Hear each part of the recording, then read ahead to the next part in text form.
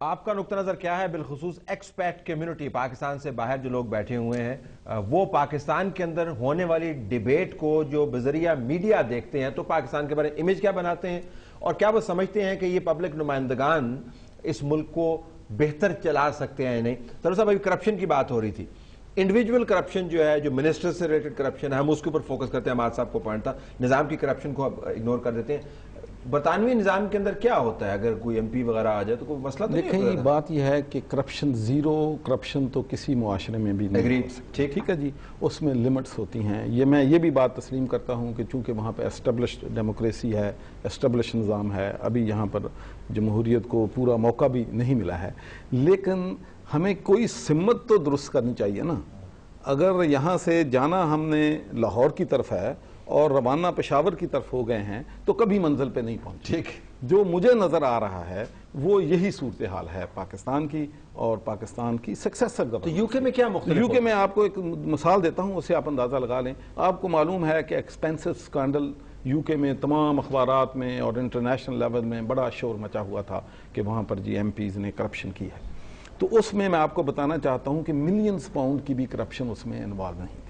جو M Ps London سے باہر رہتے ہیں ان کو لیونگ اکاموڈیشن اور جو ان کے ایکسپینسز ہیں 23,000 پاؤنڈ ان کی ٹاپ سیلنگ ہے، میکسیمم وہ اتنا کمپلین کر رہے ہیں۔ لیکن چونکہ انہوں نے کسی نے اگر 24 انچ کا ٹیلی ویژن لے لیا، کسی نے کارپیٹ ڈلوا لیا، کسی نے کرٹن لگوا لی، تو لوگوں نے سمجھا کہ یہ مورلی رانگ ہے۔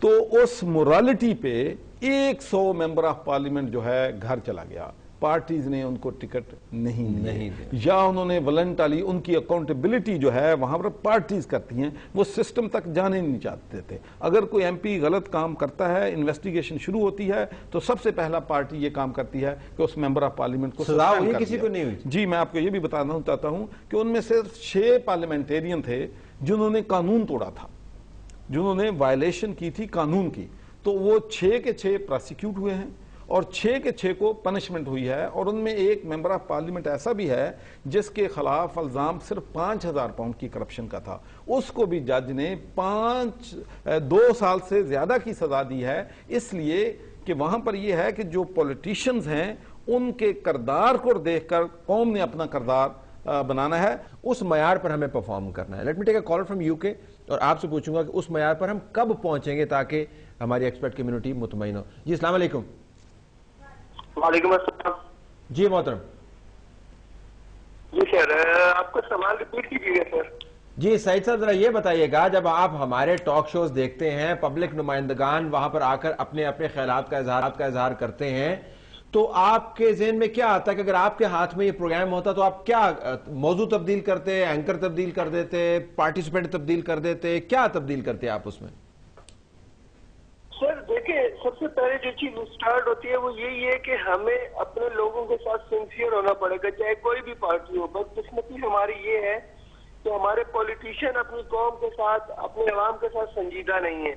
آپ تقریباً تمام ہی پارٹیز کو یہ دیکھ سکتے ہیں کہ تمام ہی پارٹیز یہ کر رہی ہوتی ہیں۔ یہ سنجیدہ نہ ہونے کا آپ کو اشارہ کہاں سے ملتا ہے کہ سنجیدہ نہیں؟ وہ تو کہتے ہیں بڑے سنجیدہ ہیں ملک کے بارے میں، ہم تو چلانا چاہتے ہیں، ٹھیک کرنا ہے، سنجیدہ کیوں نہیں ہے آپ کے خیال میں؟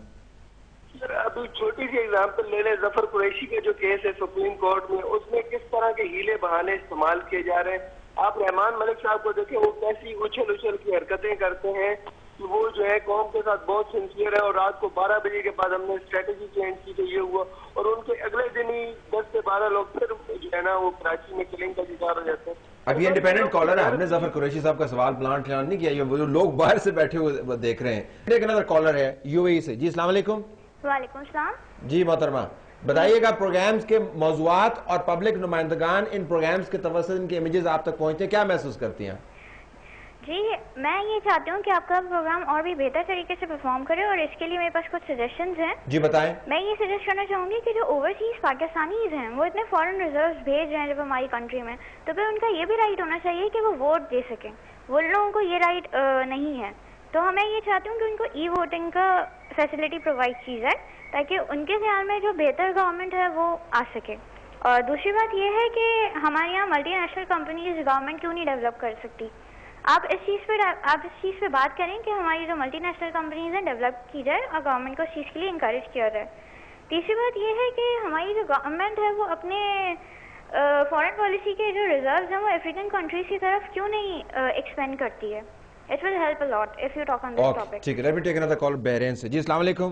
السلام علیکم طلعت صاحب. جی محترم, کیا تبدیل کریں جی کہ ایکسپیٹ کمیونٹی مطمئن ہو؟ اگر آپ مطمئن ہیں تو پھر اس کے اوپر بحث مزید نہیں ہو سکتی. اگر غیر مطمئن ہے تو کس وجہ سے غیر مطمئن ہے؟ جو ٹاک شوز ہم کرتے ہیں اور ریپرزینٹیوز کو لے کے آتے ہیں.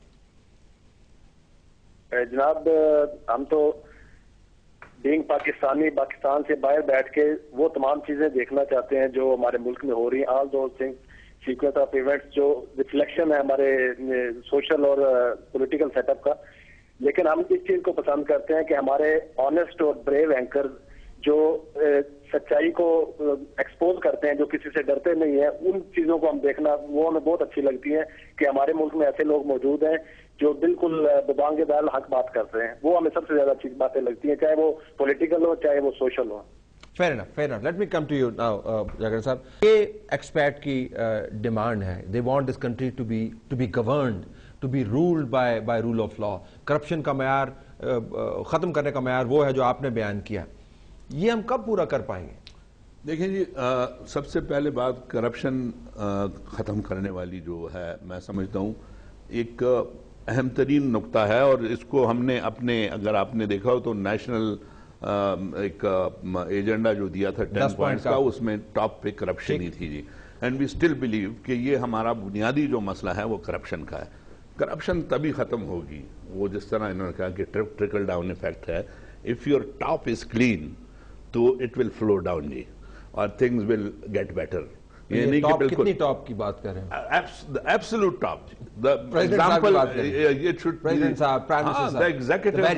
chief executive of the country, the president of the country, یہاں سے سٹارٹ ہوگا جی.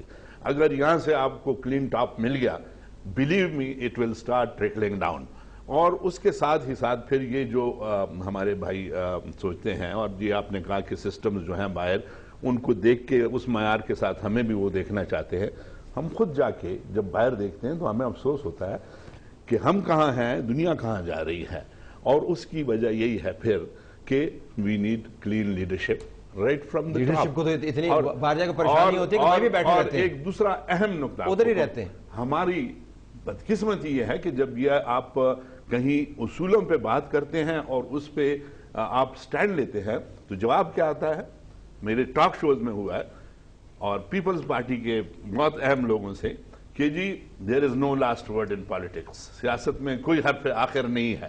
میں نے کہا بھائی ٹھیک ہے, میں یہ مانتا ہوں کہ سیاست میں آپ مذاکرات کے دروازے تو کھلے رکھیں, لیکن خدا کے لیے اصولوں پہ تو لاسٹ ورڈ ہونا چاہیے.